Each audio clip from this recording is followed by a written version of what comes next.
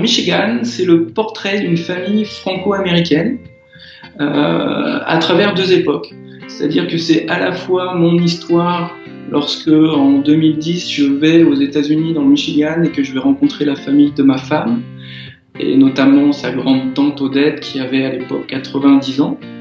Et c'est aussi l'histoire de cette grande tante Odette qui, à la fin de la guerre, en 1945, a quitté son pays et sa famille pour aller vivre aux États-Unis. Donc c'est un double voyage.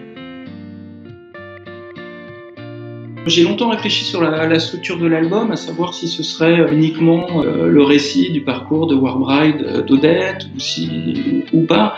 Et en fait, plus je faisais des recherches sur Odette, et plus j'ai compris que son parcours était quand même assez semblable sur certains points au mien.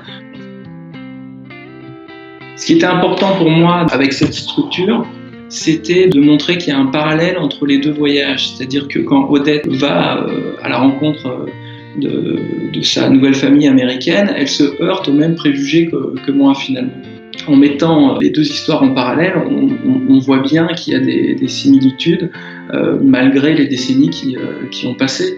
Et moi, j'avais vraiment envie de traiter de ce rapport de détestation, de fascination entre les Américains et les Français. Ça m'intéresse beaucoup en fait de la façon dont on perçoit les Américains en général. Aujourd'hui, je trouve qu'on a un rapport complexe avec eux et ça m'intéresse. Et depuis que je suis allé dans le Michigan, moi j'ai plus la même façon de les voir.